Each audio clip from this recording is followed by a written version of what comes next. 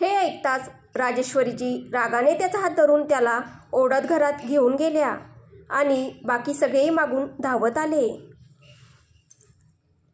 Living एरियात पोहोचल्यावर त्याला सोडून राजेश्वरीजी रागाने म्हणाल्या, आत्ता काय सिद्ध करायचं आहे तुला सांग, की तू जो आहेस तो आमच्यामुळे आहेस? हो, आहे मी तुमच्याचमुळे असा. तुम्हीच आहात सगळे ज्यांनी मला आजोबांच्या सावलीत जगायला भाग पाडलं. नेहमी माझ्या स्वभावाला दोष दिलात, पण कधी विचार केला का मुलं कशा वातावरणात वाढतात, कशा प्रकारे घडतात? जर मी आजोबांसारखा झालो तर तुम्हाला अडचण होती, तर मग मला तासनतास त्यांच्याजवळ बसून का दिलत? त्यांच्याबरोबर बाहेर जाण्यास का दिलत? जेव्हा मी त्यांच्यासारखं बोलायचं तेव्हा मारून थांबवलं नाही, त्यांच्यासारखं चालायचं तेव्हा मला थांबवलं का नाही? राजचं हे बोलणं ऐकून राजेश्वरीजी विचारात पडल्या आणि बाकींच्याही सगळ्या लोकांना काही बोलावं असं काही सुचलं नाही. राजच्या बोलण्याला विरोध करता येईल असं काहीच नव्हतं. मला माहिती आहे की मी नाही एक चांगला मुलगा आणि नाही एक चांगला भाऊ. मी स्वतः हे मान्य करतो. पण मला सांगा, तुम्ही कधी सांगितलं का मला एक मुलगा म्हणून मला काय करायला हवं, एक भाऊ म्हणून मला कसं वागायला हवं? कुणी सांगितलं का मला? राजच्या या प्रश्नानंतर पुन्हा कुणाकडेच उत्तर नव्हतं. तुम्ही तर त्या शिक्षकांसारखे आहात जे मुलाला वारंवार सांगतात हे उत्तर चुकीचं आहे, पण बरोबर उत्तर काय आहे हे सांगतच नाहीत. तू कसा मुलगा आहेस, तू कसा भाऊ आहेस, कधी आमच्यासोबत बसत नाहीस, कधी आमच्यासोबत खात नाहीस, कधी आमच्यासोबत कुठे जात नाहीस, कधी आमच्याशी काही विचारत नाहीस. तुम्ही कधी विचारलं का मला? कधी जबरदस्ती केली का, की चला आज तू आईसोबत बसूनच जेवशील, आज तू वडिलांच्या समोर बसून जेवशील? राज, आज आपण दोघं भाऊ मिळून खाऊ असं कुणी कधी म्हटलं का? मग सणापूर्वी जेव्हा सगळे एकत्र शॉपिंगला जात असत तेव्हा मला 2 चापटा मारून का घेऊन गेले नाहीत? बस मनात ठरवलं की तो कधीच येणार नाही हे भाऊक होऊन राज म्हणाला तर राजेश्वरीजींच्याही डोळ्यात पाणी जमा झालं. राज, ठीक आहे, आमची चूक आहे, पण यामध्ये प्रियाची काय चूक आहे की तू तिला व्यवस्थित वागवत नाहीस? हेच आमचं म्हणणं आहे. हे शब्द यावेळी सागरजींनी प्रेमाने राजला समजावताना म्हटले. हे ऐकून राजने प्रियाकडे पाहिले. ती थोड्या वेळ आधीच राजच्या तक्रारी ऐकून रडत होती. प्रियाची चूक ही आहे की ती माझ्यावर खूप प्रेम करते, राजने प्रियाकडे पाहून बोलले. तर सगळे लोक प्रियाकडे पाहू लागले आणि प्रियाला कळत नव्हतं की राज असं का म्हणतोय. प्रियाची चुकी ही आहे की मी तिला खूप यानंतर राज काही बोलला नाही. तो फक्त प्रियाकडे बघत राहिला. तो श्वास वेगाने घेत होता. मी असं ठरवलं होतं की मी कधीच लग्न करणार नाही, कारण जसा मी आहे तसा मला कोणी सहन करू शकणार नाही. आणि मला असंही वाटत होतं की जसं सगळ्यांना माझ्याबद्दल तक्रार असते तशीच तक्रार तिलाही नको वाटायला, आणि मग ती मला बदलण्याचा प्रयत्न करेल, जे मला अजिबात नको होतं. म्हणून तुम्ही मला ज्या ज्या मुलींशी भेटायला लावलं त्यांना मी सगळ्यांना नाकारलं. पण हिला, जी माझ्या स्वभावाच्या विरुद्ध आहे, माझ्या नावाच्या विरुद्ध आहे, हिला मी नाकारू शकलो नाही. त्यावेळी माझ्या मेंदूने साथ सोडली आणि माझ्या हृदयाने मला हरवलं. हिला मी ऐकून पसंत केलं, ऐकूनच. कारण जर तिच्या मनाबद्दल बोलायला गेलो तर तिचं मन म्हणजे निर्मळ आरसा आहे. ना ती फसवणूक करू शकते, ना कपट जाणते, ना बायको म्हणून अधिकार मागते, ना कधी सांगते की नवरा कसा असावा. ही काहीच जाणत नाही, माझी भोळी राणी, काहीच जाणत नाही. फक्त लोकांना प्रेमाने ठेवणं जाणते, मला प्रेम करणं जाणते, माझी काळजी घेणं जाणते. लग्नानंतर आतापर्यंत मी तिला कितीदा रागावलो, कितीदा ओरडलो, पण जर दुसरी कोणी असती तर मला माझ्या स्वभावासकट एकटं सोडून कायमची निघून गेली असती. राज कधी तिच्यासाठी असं काही बोलेल असं प्रियाने कधी स्वप्नातही विचार केला नव्हता. पण आज राजच्या तोंडून हे सगळं ऐकून प्रिया आजवर जितकी रडली नव्हती त्याच्या दुपटीने रडू लागली. राजही एका ठिकाणी बसला आणि म्हणाला, मी कसा आहे हे तुम्हा सगळ्यांपेक्षा मला जास्त माहिती आहे. मी तो माणूस आहे ज्याच्याशी 2 मिनिटं बोलण्यासाठीही विचार करावा लागतो. मी तो माणूस आहे ज्याच्याशी बोलून लोक स्वतःला दोष देतात. मी तो माणूस आहे ज्याच्याबद्दल सगळ्यांच्या मनात फक्त तक्रारी आहेत. जशा तुमच्या मनात आहेत तशाच पण हिच्या प्रियाच्या मनात का नाहीत हेच मी नेहमी विचार करत असतो. ती जर कधी तक्रार करतेही तर पुढच्या क्षणी मी जर विषय बदलला तर ती स्वतः सगळं विसरते. काल जे काही झालं त्यानंतर सिया आणि आदित्यजी ध्रुवला घेऊन निघून गेले. त्याआधी सगळ्यांनी आपापला राग माझ्यावर काढला होता आणि त्याआधी मी प्रियावर किती रागावलो होतो हे मलाच ठाऊक आहे. इतक्या रागानंतर कदाचित कोणतीही बायको नवऱ्याशी बोलली नसती, पण ही मला समजावत होती की माझी आई फक्त मला आता रागावली आहे. उद्या सकाळी सगळं ठीक होईल. इतक्या गोष्टी झाल्या आमच्यात, पण शेवटपर्यंत ती तो एकच प्रश्न विसरली नाही. मी तुमच्यासाठी जेवण आणू का?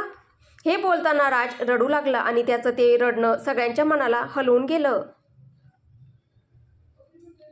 राज म्हणत प्रिया लगेच त्याच्या जवळ गेली, खाली बसली आणि त्याचा हात धरून रडत रडत त्याला समजावू लागली की तो रडू नये. हे दृश्य पाहून बाकीच्यांच्या डोळ्यातही अश्रू आले. तूच एकटी आहेस प्रिया जिने मला बदलायला भाग पाडलं. तू मला सोडून गेली होतीस ना. ते 5 दिवस मी त्या खोलीत कसे घालवले हे फक्त मला ठाऊक आहे. कुणी विचारायला नव्हतं की मी जेवण आणू का? कुणी विचारायला नव्हतं की काय झालं आहे राज? मला प्रेमाने पाहणारं कोणी नव्हतं. आपल्या भोळ्या बोलांनी मला हसवणारं कोणी नव्हतं. त्या खोलीसारखाच मी रिकामा झालो होतो. बाल्कनीतून भाऊ आणि वहिनीला बागेत फिरताना बघायचो तेव्हा तुझी खूप आठवण यायची. तुझा फोटो बघत बघत त्या खोलीत मी रडलो आहे प्रिया. राज रडत रडत हे बोलला. तर प्रियाने हुंदके देत त्याचे दोन्ही हात धरून त्यांच्यावर चुंबन घेतलं. मला माफ करा राज, मी तुम्हाला सोडून गेले यासाठी नाही. तू तुझ्या जागी अगदी बरोबर होतीस. तुझी काही चूक नव्हती आणि तू कधी चुकीची नव्हतीस. कायम चुकीचा तर मीच राहिलो आहे. नाही राज, मी सगळं जाणतो, पण मला अटॅचमेंटची भीती वाटते प्रिया. मी काय करू? मला नेहमीच हा भीतीचा विचार सतावतो की जर तू बदललीस आणि मला सोडून गेलीस तर मी काय करीन? तुझ्याशिवाय कसा जगेन? हे बोलून हुंदके देत रडत राजने प्रियाच्या हातावर आपलं कपाळ ठेवले. तुम्ही असं का विचार करता? तुम्हाला माझ्यावर विश्वास नाही का? तुम्हाला वाटतं तुमची प्रिया बदलून जाईल? मन नाही मानत प्रिया, पण मेंदू मला भूतकाळ विसरू देत नाही. त्या आठवणी अशा विष झाल्या आहेत की त्यावर कोणतंही औषध चालत नाही. राज तसाच प्रियाच्या हातावर डोकं ठेवून म्हणाला. भूतकाळ आणि त्या जुन्या आठवणींचं हे बोलणं बाकी कोणाला समजलं नाही, कारण त्यांना ते सगळं माहीतच नव्हतं.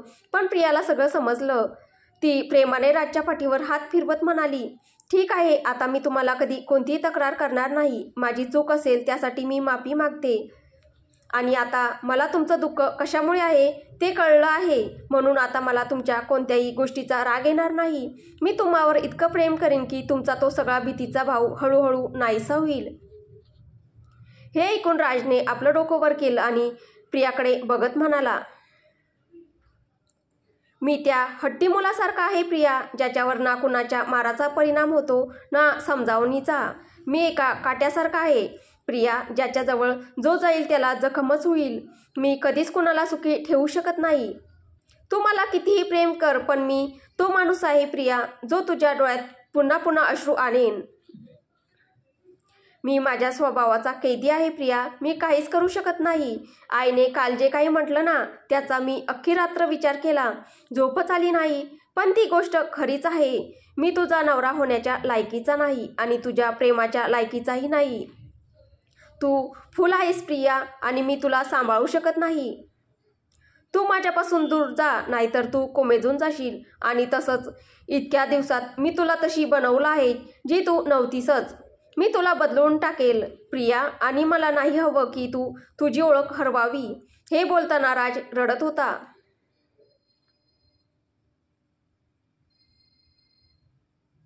तुम्हाला काय म्हणायचं आहे? प्रियाने राजच्या डोळ्यात पाहत विचारलं. तू तू तू मला घटस्फोट दे प्रिया, मला सोडून जा, म्हणजे तू शांततेने जगू शकशील. राजचं हे बोलणं ऐकून सगळ्यांचे डोळे मोठे झाले. राज, तू वेडा झालास का? रुद्र मोठ्याने ओरडला. प्रियाचे अश्रूही थबकले हे ऐकून ती फक्त एकटक राजकडे पाहत राहिली होती. मी तुझ्या लायकीचा नाही प्रिया, शोधून काढ कुणीतरी असं जो माझ्यासारखा अजिबात नसेल. प्रियाला असं वाटलं जणू काहीतरी जोरात फुटलं आहे आणि तिचे कान बहिरे झाले आहेत. ती स्वतःही पूर्णपणे थिजून गेली होती.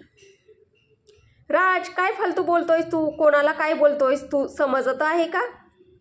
रामजी रागाने राजचा कॉलर धरून म्हणाले, पण तो फक्त प्रियाकडे बघत होता आणि काहीच बोलला नाही. गीता घाईघाईने प्रियाला सांभाळायला आली तेव्हा प्रियाने तिला दूर हटवलं आणि उठून रुद्रजवळ गेली आणि हळूच म्हणाली, मारा त्यांना. रुद्रला काही समजलं नाही. दादा मारा त्यांना. प्रिया, काल जसं त्यांना मारलं होतं तसंच मारा. प्रियाने रुद्रचं बोलणं तोडत म्हटलं. राज शांतपणे ते ऐकत होता आणि रुद्र अजूनही प्रियाकडेच बघत होता. मग यावेळी प्रियाने खूप म्हणजे खूपच जोराने ओरडून म्हटलं, रुद्र दादा मारा त्यांना आणि तोपर्यंत मारा जोपर्यंत त्यांचा नशा उतरून जात नाही आणि त्यांना हे पटेपर्यंत की त्यांनी माझा जीव घेण्याचा प्रयत्न केला आहे.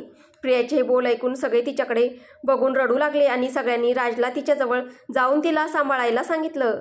राजही आपल्या भोळ्या राणीचे शेवटचे शब्द ऐकून थक्क झाला. तिचं नाव घेऊन तो तिच्याजवळ गेला तेव्हा प्रियाने त्याला ढकलून दूर केलं. जवळ येऊ नका. मी काही बोलते तेव्हा तुम्हाला राग येतो. तुम्ही स्वतः बेशर्मासारखं काही म्हणालास आणि तरी काही झाले नाही. प्रिया रडत म्हणाली. प्रिया इतकंच राज बोलू शकला कारण त्याचा नशा अजून वाढत होता आणि तो रडतही होता. नाही आहे मी तुमची प्रिया. माझं नावही घेऊ नका. जितके प्रेम मी तुमच्यावर केलं त्याच्या अर्धेही जर मी कुणावर केलं असतं तर त्यानेही मला कुठे जाऊ दिलं नसतं. मला तुला दुखवायचं नाही म्हणून. हो ठीक आहे, काही हरकत नाही. मान्य आहे तुमचं बोलणं. जात आहे मी तुम्हाला सोडून, असं म्हणत प्रिया घरातून बाहेर पडायला लागली. प्रिया तो तर नशेत आहे. तू तरी समजून घे बाळा. राजेश्वरीजी तिच्या पाठोपाठ धावत पुढे बोलल्या. तुमचा मुलगा मला प्रेमही करत नाही. मला बोलते की कोणीतरी शोधून घे. त्यांना लाज नाही वाटली असं बोलायला? यासाठी मी त्यांची बायको बनून आले होते का? आता सांभाळा तुमच्या मुलाला. मी चालले. प्रिया रडत सगळ्यांच्या हातातून स्वतःची सुटका करून पुढे निघत होती. तेव्हा शेवटी राजने कसं तरी करत स्वतःवर नियंत्रण ठेवत तिला पकडले. तुम्ही तर मला सोडून द्या. माझं बोलणं तर एकदा.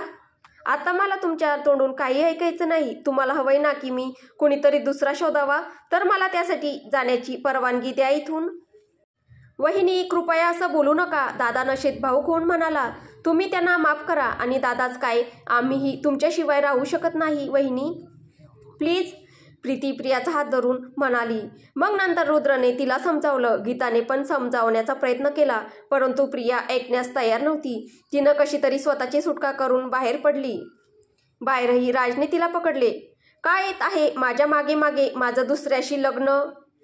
I love you, I love you. प्रियाचे शब्द पूर्ण होण्याअगोदरच राज तिला आपल्या छातीला घट्ट मिठी मारून म्हणाला. आतापर्यंत रागाने ओरडणारी प्रिया एकदम शांत झाली. आय लव्ह यू हे 3 शब्द ऐकण्यासाठी प्रिया किती दिवसांपासून वाट पाहत होती. आज तिचं स्वप्न पूर्ण झालं. पण अशा प्रकारे? सोडा मला, प्रियाने हळू आवाजात म्हटलं. प्रियाचं बोलणं ऐकून राजने तिला पूर्णपणे नाही पण थोडं सेल सोडलं. प्रिया मात्र पापण्या न लावता त्याच्याकडे पाहत राहिली. आधी जखम दिली आणि मग मलम लावतायत. माझ्या प्रतीक्षेची अंत्यकथा झाली आणि आता तुम्हाला प्रेम आठवलं? प्रियाचं बोलणं ऐकून राजने डोळे मिटले आणि आत साचलेलं अश्रू गळून पडले. आत नेऊन मार याला. मी तुला काही बोलणार नाही पण मला माझी सून घराच्या आत पाहिजे. राजेश्वरीजी प्रियाला म्हणाल्या. हो प्रिया, तुझ्याशिवाय भाऊजी काय तर आम्ही सुद्धा राहू शकत नाही. माझा तर दिवस तुझ्यामुळेच जातो. मी तुला जाऊ नाही देणार, नाहीतर तुझ्याशी कट्टी. प्रिया. गीता प्रियाला म्हणाली. हो वहिनी, दादाच्या चुकीची शिक्षा आम्हाला का देतेस? प्रीतीने उदासपणे म्हटलं. त्यानंतर सगळे एकामागोमाग तिला समजावत राहिले आणि राज फक्त ती प्रियाकडे पाहत राहिला. ठीक आहे पण मी फक्त तुमच्यासाठी आत येते, यांच्यासाठी नाही. दुसऱ्या लग्नाची गोष्ट करून आता म्हणताय आय लव्ह यू. काही आनंद झाला नाही मला. नाही मानणार मी आता सासूबाई. तुम्हीच सांगा त्यांना. प्रिया रडत राजेश्वरीजींच्या गळ्यात पडत म्हणाली. अगं मी तर म्हणतेस की या घोड्याला लगाम घाल तू, पण तूच ऐकत नाहीस. राजेश्वरीजी तिला समजावत शांत करत आत घेऊन गेल्या. थोड्या वेळाने हर्ष आणि तन्मय यांनी रुद्रला फोन करून विचारलं की राज आला का नाही. रुद्र त्यांच्याशी बोलला. थोड्याच वेळात राजचा नशा खूप वाढला होता त्यामुळे तो बसल्या बसल्या सोप्यावरच झोपला होता. एक काम कर रुद्र, राजला आमच्या खोलीत झोपव. वर नेण्यात त्रास होईल आणि आज प्रिया गीतासोबत झोपेल. राजेश्वरीजींनी रुद्रला सांगितलं. मग रुद्र आणि सागरजींनी राजला आधार देत उचललं आणि राजेश्वरीजींच्या खोलीत नेऊन झोपवलं. गीता आणि प्रीती प्रियाला घेऊन रुद्र गीताच्या खोलीत गेल्या. कसं बोलले ते असं गीता ताई? आता त्यांना माझ्यावर प्रेम नाही का? प्रिया गीताच्या मांडीवर डोकं ठेवून रडत म्हणाली. माझी वेडी जाऊबाई, भाऊजी तुला खूप प्रेम करतात, असं काही मनात आणू नकोस. तूच सांग, जर त्यांना तुझ्यावर प्रेम नसतं तर तुला असं जाऊ दिलं असतं का त्यांनी? मग त्यांनी असं का म्हटलं? प्रिया हुंदके देत म्हणाली. कारण वहिनी दादांना वाटलं त्यांनी तुला खूप दुःखावलं आहे. तू त्यांच्यासोबत आनंदात नाहीस याच विचारात आणि भावनांमध्ये ते वाहून गेले आणि असं काही बोलून टाकलं. पण मनापासून नाही. तुम्हीच सांगा, खरंच तुम्हाला वाटतं का की दादा तुम्हाला सोडतील, की तुम्हाला दुसऱ्या कुणासोबत पाहू शकतील? प्रीतीने प्रियाच्या बाजूला बसून तिचे केस कुरवाळत विचारलं. तर प्रियाने तिच्याकडे पाहत नाही असं मान हलवून सांगितलं. बस, मग इतकं का विचार करतात? तुम्ही इतकं काही मनावर घेऊ नका. आम्हाला तुम्ही फक्त हसताना आनंदात दिसलात की बरं वाटतं. उद्या सकाळी त्यांना नीट कर, बडबडून बोल त्यांना आणि खोलीत येऊ देऊ नकोस. गीता हसत म्हणाली. मग ते कुठे राहतील ताई, जर मी त्यांना खोलीत येऊ दिलं नाही तर? हे ऐकून प्रीती हसू लागली आणि गीताही हसत हसत मान हलवू लागली. इकडे राजेश्वरीजी आणि रामजींच्या खोलीत राज पलंगावर झोपलेला होता आणि आजूबाजूला रुद्र, सागरजी, रामजी आणि राजेश्वरीजी बसलेले होते. फक्त बाहेरून कठोर आहे हा, पण मनात नाही. आज मनाच्या भावनांपुढं हरला हा रागीट मुलगा. रामजी राजचा हात धरून हलकेच कुरवाळत म्हणाले. राजेश्वरीजी मात्र राजच्या कपाळावर आपलं डोकं टेकून शांतपणे बसल्या होत्या. कसं बोलत होता ना तो, की आपण त्याच्याकडे लक्ष देत नाही. कशी तक्रार करत होता तो. किती वेदना मनात दडवून बसला होता माझा मुलगा. आज रडला माझा राज. मी कसली आई आहे, माझं लेकरू आतून किती तडफडतंय हेच ओळखलं नाही मी. राजेश्वरीजी रडत राजचं डोकं आपल्या मांडीवर घेऊन त्याचे केस कुरवाळत म्हणाल्या. वहिनी, त्याचं बोलणं खरं आहे. आपण त्याला लहानपणापासून फक्त ओरडलो, पण कधी समजावलं नाही की काय करावं, कसं वागावं. त्याच्यासोबत कठोर वागत आपण त्यालाच कठोर बनवलं. तो असं झालाय, त्याला आपणही तेवढेच जबाबदार आहोत. आपण त्याला नेहमी बाबांसारखं आहे असं सांगत राहिलो आणि त्यानं बाबांना इतकं मनावर घेतलं की अगदी त्यांच्या सवयी, त्यांचा राग, त्यांचा स्वभाव सगळं आत्मसात केलं. सागरजी भाऊक होत म्हणाले. रुद्र वारंवार राजच्या गालावरून हात फिरवत होता. काल त्यानं ज्या प्रकारे राजला चापटा मारल्या होत्या ती गोष्ट त्याला अजूनही त्रास देत होती. तो फक्त सकाळची वाट बघत होता की जेव्हा राज उठेल तेव्हा तो त्याला मिठी मारून सगळं ठीक करेल. अर्ध्या रात्री राजची झोप तुटली आणि त्याला कसं तरी होऊ लागलं. तो खोलीच्या बाथरूममध्ये जाऊन उलट्या करू लागला. रामजी आणि राजेश्वरीजी सुद्धा जागे झाले आणि बाथरूमच्या बाहेर उभे राहिले. तो उलट्या करून बाहेर आला तेव्हा रामजींनी त्याचं तोंड पुसलं आणि त्याला बिछाण्यावर बसवलं. राजेश्वरीजी त्याच्यासाठी लिंबू पाणी बनवायला गेल्या. आता बरं वाटतंय का, की अजून तब्येत बिघडल्यासारखं वाटतंय? रामजींनी विचारलं. बरं वाटतंय. अचानक घाबरल्यासारखं झालं होतं. फक्त दारू पिऊन झोपलात तर काय होणार? रामजींचं वाक्य ऐकून राजने नजर खाली केली. लाज तर वाटणारच होती. झोप खाली. काही वेळानंतर रामजी म्हणाले. नाही, आता बरं वाटतंय. मी माझ्या खोलीत जातो. थांब, आधी हे पिऊन घे. राजेश्वरीजी खोलीत आल्या, हातात लिंबू पाणी घेऊन. नाही, मी ठीक आहे. खोलीत जाऊन झोपतो. गप्प पिऊन टाक. अजून तब्येत नीट नाहीये, नाहीतर मी बोलायला लागले तर पुन्हा चेहरा वाकडा करशील. राजेश्वरीजी म्हणाल्या. मग यावेळी राजने ग्लास हातात घेतला आणि हळूहळू संपूर्ण लिंबू पाणी संपवलं. मी जातो, तो म्हणाला. का रे, आमच्याकडे थांबणार नाहीस? राजेश्वरीजी म्हणाल्या. आधीच तुमची झोप खराब झाली आहे, तुम्ही आरामात झोपा. राज शांतपणे म्हणाला. तसंही त्याचा नशा आता बऱ्यापैकी उतरला होता. हे बोलून तो उठला आणि पुढे गेला. पण काही पावले चालल्यानंतर त्याने मागे पाहिलं तर त्याचे आई बाबा त्याच्याकडेच पाहत उभे होते, दोघे अगदी जवळजवळ. तो थोडा वेळ त्यांच्याकडे पाहत राहिला आणि मग हळूहळू चालत त्यांच्याजवळ गेला. मी जर काही जास्त यापुढे राज काही बोलू शकला नाही आणि त्याचे आई बाबाही काही बोलले नाहीत. त्यामुळे काही न बोलता त्याने हळूच दोघांना एकत्र मिठी मारली. राजेश्वरीजी त्याला घट्ट बी लागले आणि हुंदके देत रडू लागल्या. तर रामजींनीही आपल्या एका हाताच्या बोटांनी आपल्या डोळ्यांना स्पर्श केला. बराच वेळ तिघेही एकमेकांना मिठी मारून तसेच उभे राहिले. माफ कर रे राज, मी तुला समजून घेतलं नाही बाळा, पण मी तुला खूप प्रेम करते. बाबाही तुला खूप प्रेम करतात, सगळेच तुझ्यावर खूप प्रेम करतात. काल मी तुला दुखावलं त्याबद्दल सॉरी. राजेश्वरीजींचं सॉरी ऐकून राज काही बोलला नाही, फक्त त्यांच्या कपाळावर हलकं चुंबन दिलं. त्या क्षणी राजेश्वरीजींच्या अनेक वर्षाच्या प्रतीक्षेला पूर्णविराम मिळाला. राजने आपल्या वडिलांच्या खांद्यावरही प्रेमानं चुंबन घेतलं आणि त्यानंतर काही न बोलता सरळ खोलीतून बाहेर पडला. आता पुढे काय होईल हे आपल्याला पुढच्या भागात पाहायला भेटेल. तुम्हाला ही कथा कशी वाटते आहे कमेंटद्वारे नक्की कळवा. कथा आवडत असेल तर व्हिडिओला लाईक करा, शेअर करा. कथेचे पुढील भाग ऐकण्यासाठी आपल्या चॅनलला सबस्क्राईब करा. धन्यवाद.